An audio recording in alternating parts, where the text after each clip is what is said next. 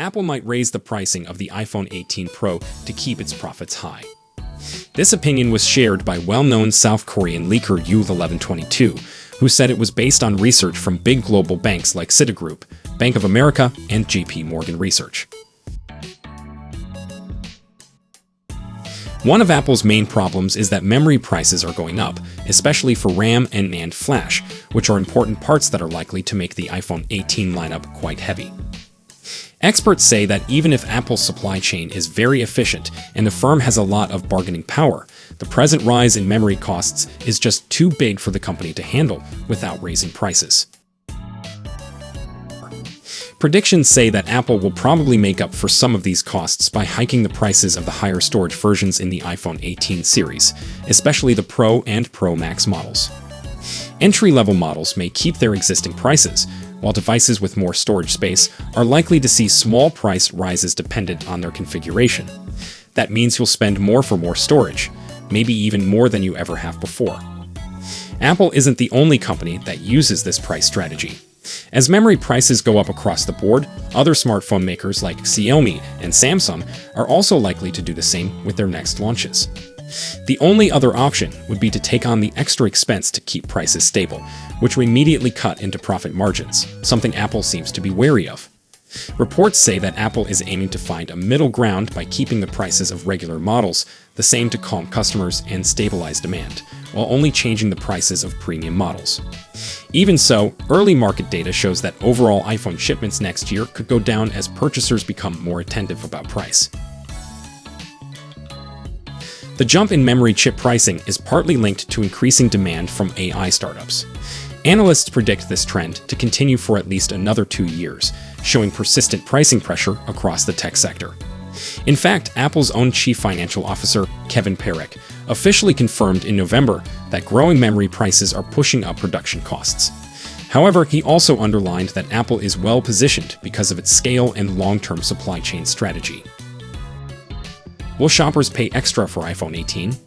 If the current rumor mill is right, Apple will release only the iPhone 18 Pro, iPhone 18 Pro Max, and possibly its first foldable phone in September 2026. Other iPhone 18 models will supposedly come later in April 2027. This means Apple is initially targeting the high-end market, purchasers who are more likely to spend much provided the value offered is strong enough.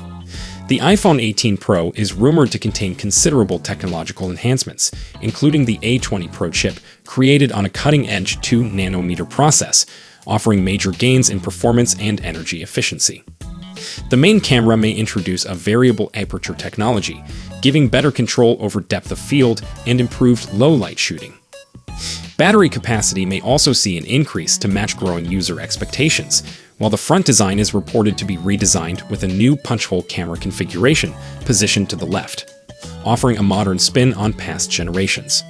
Apple has also reportedly reached a partnership with Google to integrate new AI-powered capabilities into iOS, improving the intelligence and utility of the iPhone. These developments could be enough to convince a part of Apple's followers to accept higher prices, but some users may pick lower storage devices, continue with earlier iPhones, or perhaps miss the iPhone 18 series altogether. In a time of global economic uncertainty, any sharp price hike will be a key test of Apple's brand strength and its ability to convince buyers that innovation still warrants the premium. According to the latest claims from South Korea's tech industry, Apple is imposing new technical standards for high-end OLED panels in its next iPhones. This decision could open the way for considerable design modifications, starting with the Pro line. In preparation for its next-generation iPhones, Apple is rumored to be cutting down technological criteria for display components. A revelation from South Korea says Apple now needs under-display infrared technology, along with next-gen LTPO with OLED panels, exclusively for the next iPhone 18 Pro Max.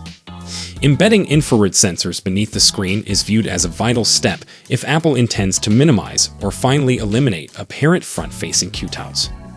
Still, this doesn't necessarily indicate a seamless screen is arriving just yet.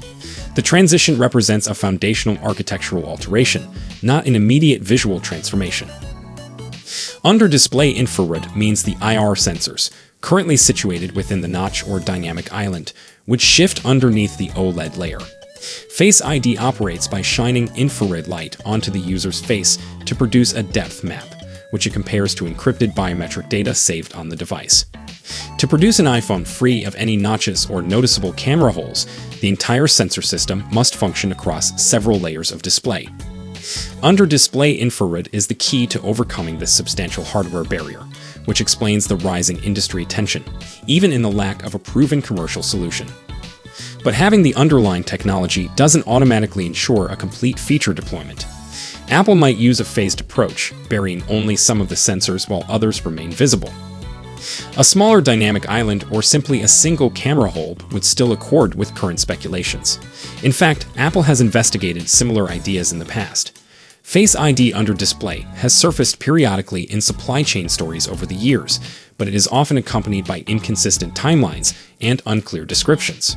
So far, none of these rumors have materialized into a true commercial iPhone design. Reports say only Samsung Display and LG Display now possess the capabilities to meet Apple's rigorous standards for both LTPO and under-display infrared on a mass production scale. As a result, the two Korean titans maintain their prominent roles in Apple's strategy for premium iPhones. Although Apple has spent years diversifying its display supply chain, bringing in firms like BOE for select models, veteran OLED producers still hold the upper hand when it comes to cutting-edge technologies. The under-display infrared adds another layer of intricacy. OLED panels inherently absorb and scatter infrared light, which limits sensor performance and raises production risk.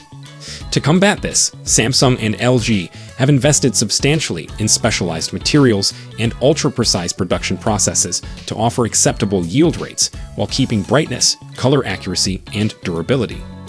Their knowledge gives them an obvious edge, especially as Apple continues to raise the bar for display performance. So if you enjoyed this video, please don't forget to give it a thumbs up and subscribe to our channel for more exciting tech news and updates. Thanks for watching, and we'll see you in the next one.